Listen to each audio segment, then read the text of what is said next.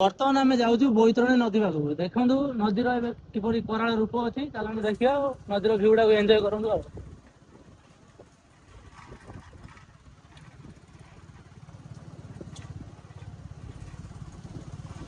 ଆଉ just half kilometre ରହିଲା ବନ୍ଧ। ଦେଖନ୍ତୁ ବନ୍ଧ ପାଖରେ ପହଞ୍ଚିଆ ହେଇଗଲୁଣି।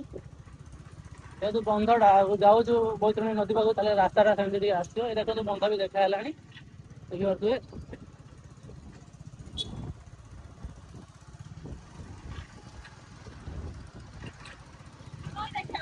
ତୁ ପାଣି ନେଇତେ ଆଇଛୁ ନା? ପାଣି ନେଇତେ ସାଙ୍ଗ ଝଗଡ଼ା ଦେଖି ଜିଦି କରିବେ।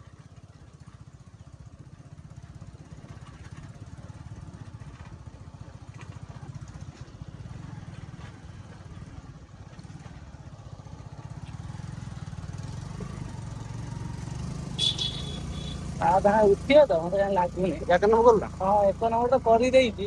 ଆଉ ଟିକେ ଉଠିବା।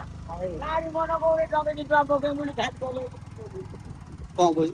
ଦେଖିପାରୁଥିବେ ବର୍ତ୍ତମାନ ଆମେ ଆସି ପହଞ୍ଚିଲୁ ବୈତରଣୀ ନଦୀରେ। ଦେଖନ୍ତୁ ନଦୀର ଭିଉ ଟା ଦେଖନ୍ତୁ, ଆଉ ନଦୀର କେମିତି କରାଳ ରୂପ ଓ ପାଣିକୁ ଦେଖନ୍ତୁ। ବୈତରଣୀ ନଦୀରେ ବହୁତ ବଡ ବନ୍ୟା ଆସିଛି, ଦେଖିପାରୁଥିବେ। ଏବେ ବର୍ଷା ଷ୍ଟାର୍ଟ ହେଇଗଲା। ତା ସହିତ ବର୍ଷା ବି ତାର ପ୍ରକୋପ ଜାରି ରଖିଛି।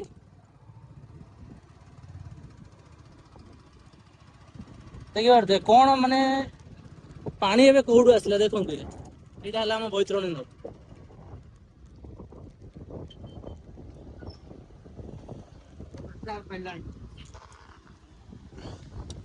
ଦେଖିପାରୁଥିବେ ମୁଁ ଏବେ ଆସିଗଲି ବୈତରଣୀ ନଦୀର ବିଷୟରେ ଆପଣଙ୍କୁ କିଛି କହିବି। ବର୍ତ୍ତମାନ ପାଣିର ବନ୍ୟା ପ୍ରକୋପଟା ଦେଖନ୍ତୁ କେତେ ଦୂର ଆସି ସେଟା ମାଡ ହଉଛି, ଦେଖିପାରୁଥିବେ। ତ ପାଣି ବର୍ତ୍ତମାନ ପ୍ରାୟତଃ ନଦୀରେ 50-60 ଫୁଟର ପାଣି ଅଛି। ଜାଣିପାରୁଥିବେ ନଦୀ କେତେ ଚଉଡା ଦେଖନ୍ତୁ। ସେପଟେ ରହିଲା ଯାଜପୁର, ଆମର ଏପଟଟା ହେଲା ଭଦ୍ରକଟା, ସେପଟେ ଅଛି ଯାଜପୁରଟା।